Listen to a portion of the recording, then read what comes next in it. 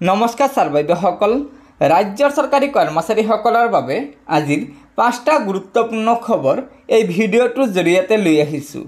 হয় ছাৰ বাইদেউসকল, আজিৰ আমাৰ প্ৰথমটো সুখবৰ হৈছে ৰাজ্যৰ মাননীয় মুখ্যমন্ত্ৰী ডক্টৰ হিমন্ত বিশ্ব শৰ্মা ডাঙৰীয়াই ৰাজ্যৰ চৰকাৰী কৰ্মচাৰীসকলৰ বাবে দিছে এটা অত্যন্ত সুখবৰ। এতিয়াৰ পৰা ৰাজ্যৰ তৃতীয় আৰু চতুৰ্থ বৰ্গৰ চৰকাৰী কৰ্মচাৰীসকলেও ৰাজ্যৰ শিক্ষক কৰ্মচাৰীসকলৰ দৰে পাৰস্পৰিক বুজাবুজি অৰ্থাৎ মিউচুৱেল পদ্ধতিৰে বদলীকৰণৰ সুবিধা পাব। এয়া মুখ্যমন্ত্ৰী ডাঙৰীয়াৰ মন্তব্যৰ পৰা আপোনালোকে এই সুখবৰটো জানি লওক। আৰু এটা মই চিন্তা চৰ্চা কৰি আছো, কিমান সফল হ'ব পাৰিম নাজানো।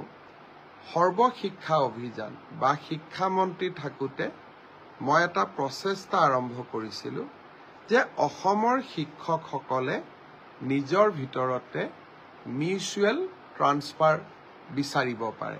অৰ্থাৎ কোনোবাই ডিব্ৰুগড়ৰ পৰা ধুবুৰীত যাব খোজে, কোনোবাই ধুবুৰীৰ পৰা ডিব্ৰুগড়ত আহিব পাৰে, যদি দুইজন শিক্ষক সন্মতি প্ৰদান কৰে।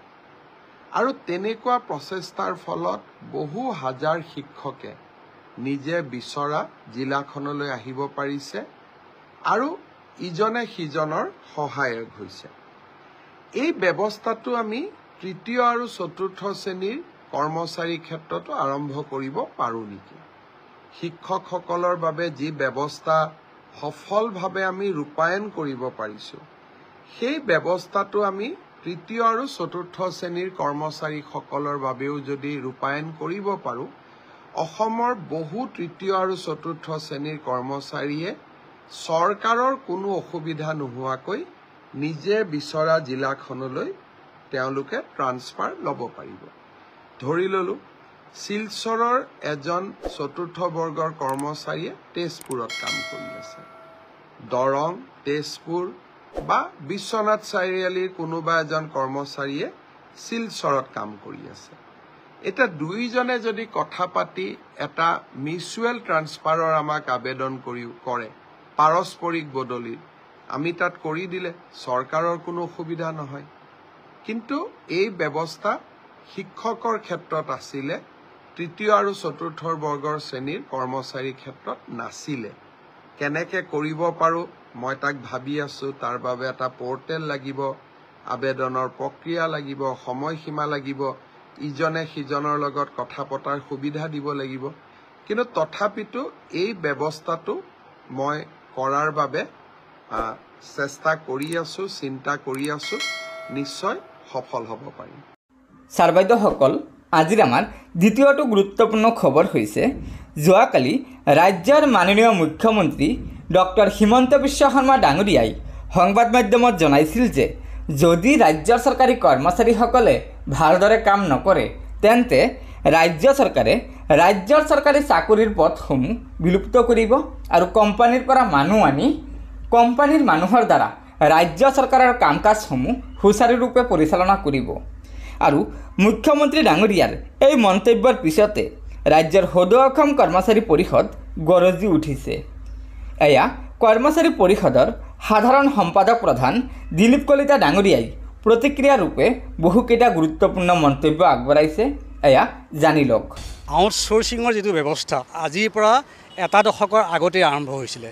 এইটো চৰকাৰৰ এটা পলিচি, কিন্তু এটা কথা ঠিক, জনসাধাৰণে ইয়াৰ সিদ্ধান্ত ল'ব যে এখন ৰাজ্য বেচৰকাৰী কৰ্মচাৰীৰে পৰিচালিত হ'ব নে ৰাজ্যিক চৰকাৰী কৰ্মচাৰীৰে পৰিচালনা হ'ব, এইটো কথা ৰাজ্যৰ সিদ্ধান্ত ল'ব। ইয়াৰ যিটো ৰিজাল্ট ওলাব, এই ৰিজাল্টে এই সিদ্ধান্ত সলনি কৰিবলৈ চৰকাৰক বাধ্য কৰিব। দুই এজন কৰ্মচাৰী যদি ক'ৰবাত কিবা কাম কৰা নাই, তেওঁলোকৰ ক্ষেত্ৰত বিহিত ব্যৱস্থা ল'বলৈ চৰকাৰৰ ব্যৱস্থা আছে, সেইমতে ব্যৱস্থা গ্ৰহণ কৰিব পাৰে। কিন্তু এইটো কথা একেবাৰে সঁচা নহয় যে ৰাজ্যিক কৰ্মচাৰীয়ে কাম নকৰে, বৰঞ্চ ৰাজ্যিক কৰ্মচাৰীয়ে সময়তকৈ বেছি কামহে কৰিছে। The post which were created in the interest of public service should not be remain vacant without any valid reason. এই পদসমূহ সৃষ্টি কৰোঁতেই ইয়াৰ ন্যায্যতা আছে, ইয়াৰ প্ৰয়োজনীয়তা আছে কাৰণে পদ সৃষ্টি কৰা হৈছে আৰু এই পদখিনি সময়মতে ফিল আপ কৰাটো চৰকাৰৰ দায়িত্ব। আৰু মাননীয় মুখ্যমন্ত্ৰী মহোদয়ে আঁচনিয়ে লৈছে 1 লাখতকৈ বেছি কৰ্মচাৰী নিয়োগ কৰিম বুলি। তেনে ক্ষেত্ৰত এই দুইটা কথাই পৰিপন্থী নিচিনা আমি ভাবিছোঁ। আনহাতে এই সন্দৰ্ভত ৰাজ্যৰ মাননীয় মুখ্যমন্ত্ৰী ডাঙৰীয়াই চৰকাৰী কৰ্মচাৰীসকলৰ উদ্দেশ্যে কি কঠোৰ মন্তব্য কৰিছিল সেয়াও আপোনালোকে এটা ভিডিঅ' ক্লিপৰ মাধ্যমেৰে জানি লওক এয়া মুখ্যমন্ত্ৰী ডাঙৰীয়াৰ সেই কঠোৰ মন্তব্য। আমাৰ ৰাজ্যখনৰ চৰকাৰী কৰ্মচাৰীসকলে চাকৰি পোৱা দিনৰ পিছতেই তেওঁলোকে যদি মানসিকতাৰ পৰিৱৰ্তন কৰে আৰু ৰাজ্যখনৰ বিকাশত যদি সহায় নকৰে তেনেহলে চৰকাৰী চাকৰি সৃষ্টি আৰু ইয়াৰ নিয়োগ দুইটাই এটা বিফল প্ৰয়োগ হিচাপে ৰৈ যাব। লাহে লাহে চৰকাৰসমূহে কি কৰিব যে কাম পাবৰ কাৰণে আউটসোৰ্স মডেললৈকে গতি কৰিব। যে মোৰ কাৰ্যালয়টোত পুলিচ লাগে, মই কম কোম্পানী এটাই মোক সিকিউৰিটি দি দিব। মোক ইঞ্জিনিয়াৰিং কলেজত পঢ়াবৰ প্ৰফেচাৰ লাগে, মই কোনোবা এটা কোম্পানীৰ পৰা তাক লৈ ল'ম। মোক দুদিন পিছত মোক third grade fourth grade employee লাগে, মই কোনোবা এটা সংস্থাক কম যে মোক third grade fourth grade employee কেইজন পঠাই দিব। আৰু দৰমহা তেওঁলোকে কিমান দিব? মিনিমাম ৱেজ, অৰ্থাৎ এজন চতুৰ্থ শ্ৰেণীৰ কৰ্মচাৰীক তেওঁলোকে 12,000 টকা দিব, যিটো আন কোম্পানীসমূহত পাব পাৰে। মই এটাই কথা আজিলৈকে মই সমাধান কৰিব পৰা নাই যে আমি বেছি ভাল ব্যৱস্থা পোৱাৰ পিছত আমাৰ কাম কৰাৰ শক্তিটো কমি কিয় যায়।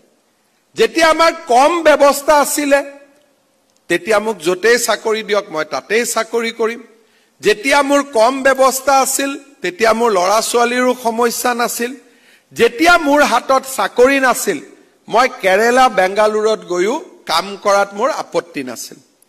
কিন্তু চৰকাৰী চাকৰিটো পালেই প্ৰথমতে মোক ঘৰৰ কাষলৈ আনিব লাগিব আৰু ঘৰৰ কাষত অনাৰ পিছত পাৰিলে এবাৰ অফিচটোত গৈ ভুমুকি মাৰি অহাৰ পিছতে মোক দৰমহা দিব লাগিব।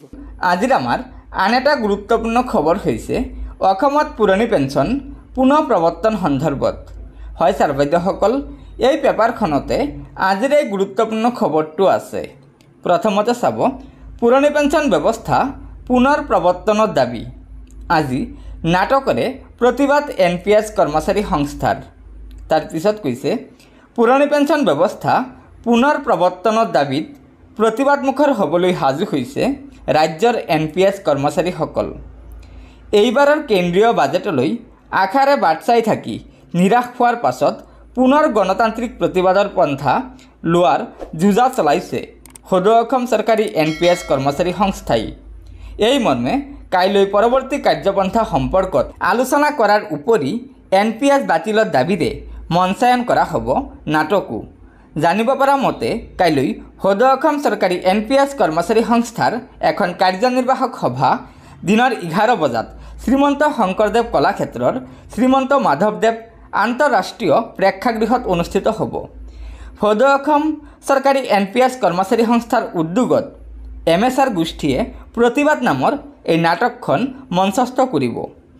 অন্য বিভিন্ন বিষয়ৰ লগতে ভৱিষ্যত পৰিকল্পনা সন্দৰ্ভতো সভাত আলোচনা কৰা হ'ব বুলি প্ৰকাশ কৰি সংস্থাৰ সভাপতি অচ্যুতানন্দ হাজৰিকা ডাঙৰীয়াই কেইবাটাও তাৎপৰ্যপূৰ্ণ মন্তব্য কৰিছে। হাজৰিকা ডাঙৰীয়াই কয় যে চৰকাৰী কৰ্মচাৰীসকলৰ অৱসৰৰ পাছত সুৰক্ষা একমাত্ৰ পুৰণি পেঞ্চনেহে দিব পাৰিব। পুৰণি পেঞ্চন ব্যৱস্থা পুনৰ প্ৰতিষ্ঠাৰ দাবী সৰ্বস্তৰতে চলাৰ পাছতো চৰকাৰৰ আকুৰ গুজ। কেন্দ্ৰীয় চৰকাৰে কৰ্মচাৰী সমাজক সুৰক্ষা দিয়াৰ পৰিৱৰ্তে বৃহৎ পুঁজিপতিক সুবিধা দিয়াৰ বাবেহে কাম কৰি আছে। সেয়েহে বৰ্তমান সময়ত অসমৰ লগতে সমগ্ৰ ভাৰতৰ NPS কৰ্মচাৰীসকলে পুৰণি পেঞ্চন পুনৰ প্ৰৱৰ্তনৰ দাবীৰে তীব্ৰ আন্দোলন গঢ়ি তুলিব, যাতে কেন্দ্ৰীয় চৰকাৰ বাধ্য হয় সমগ্ৰ দেশতে OPS অৰ্থাৎ পুৰণি পেঞ্চন পুনৰ প্ৰৱৰ্তন কৰাত। আৰু চৰকাৰী কৰ্মচাৰীসকলৰ এই আন্দোলনৰ ফল ইতিমধ্যে কেন্দ্ৰীয় চৰকাৰে যোৱা লোকসভা নিৰ্বাচনত পাবলৈ সক্ষম হৈছে। সেয়া আশা কৰা হৈছে যে কেন্দ্ৰীয় চৰকাৰে অতি শীঘ্ৰে সমগ্ৰ ভাৰততে পুৰণি পেঞ্চন পুনৰ প্ৰৱৰ্তন কৰিব। গতিকে ছাৰ বাইদেউসকল, এইকেইটাই আছিল আজিৰ চৰকাৰী কৰ্মচাৰীসকলৰ বাবে থকা গুৰুত্বপূৰ্ণ খবৰ।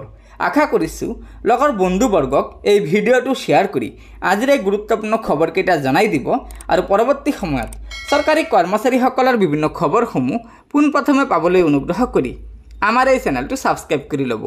গতিকে আজিৰ ভিডিঅ'টো ইয়াতে সমাপ্ত কৰিলোঁ। ধন্যবাদ। জয় আই অসম।